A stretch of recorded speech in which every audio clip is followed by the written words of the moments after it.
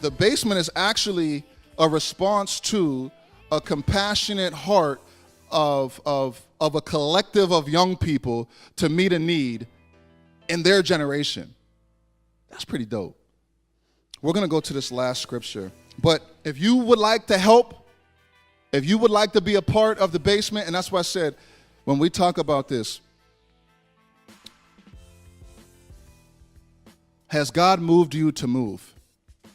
Maybe he's not moving you to move in that direction, and that's okay. But he's moving you to move somewhere. He didn't call anybody to ride the bench, yo. Nobody. We all got a position to play on the team. It could be grabbing water. It could be cleaning spikes. It could be calling plays. It could be throwing the ball. It could be cheerleading. Whatever. We all have a position to play. And so where is he moving you to move? See, the most amazing display, and I was going through this was Thursday, and God, man, just hit me with this. The most amazing display of compassion. The most amazing display of compassion. Turn to Isaiah chapter 53. You know, I don't know why God took me here, but when I went there that day, I just said, God, give me fresh eyes to see this again. Let me go back to this like I haven't heard it 1,000 times in church. Let me go back to this like I don't know it. Give it to me fresh. And dude, I started crying. Thursday, all by myself, sitting on my little recliner, Bible open, notebook over here, a couple books here, and just looking at, God, you're amazing. You're amazing. Look at this, Isaiah chapter 53. I got to turn to it myself. We're going to start at verse 4. And yo, this is so good. Like, the greatest display of compassion. Remember those lemmings that were running?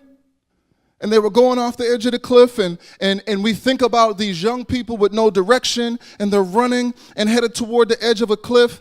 And then when we realize, like, yo, we're the lemmings.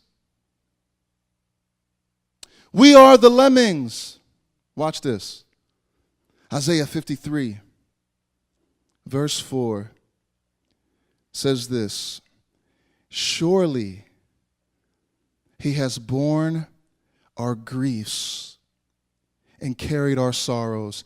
You know, this is a picture of the Messiah, this promised one to come. He has borne our griefs and carried our sorrows. He's weighed down, and he can relate to what we go through. It says that he's borne our griefs, he's carried our sorrows. We looked at him like those Pharisees did. What's wrong with that guy? You know, this is so amazing, because when I think about those lemmings just running to the cliff, that was us, yo. That was us. And what was awaiting us at the bottom of that cliff was an eternal punishment. Something that would never stop, never cease. And he says in verse 5, but he, this great Messiah,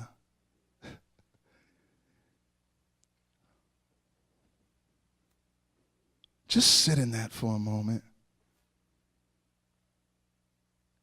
Not like we read it 30,000 times before, but right now, today, we took communion. He was wounded for our transgressions.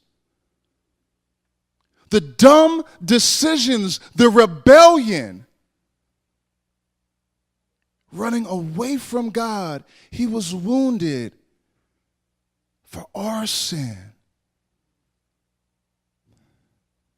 It says that he was crushed for our iniquities, And when I think of that, when I think of what good way can you picture something to be crushed?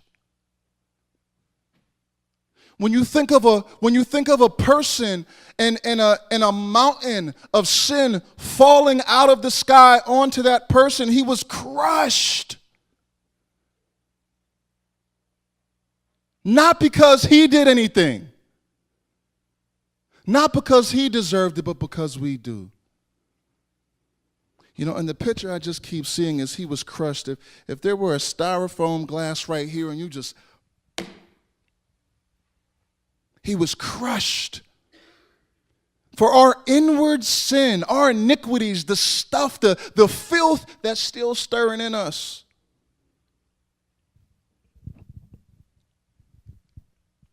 He was wounded for our transgression. He was crushed for our iniquities. Upon him was the chastisement that brought us peace. He took the beat down so that we could have peace with the Father.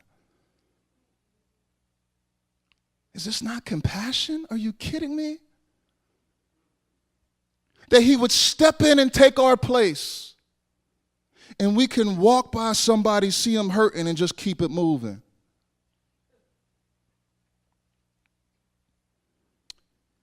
Upon him was the chastisement that brought us peace, and with his stripes we are healed.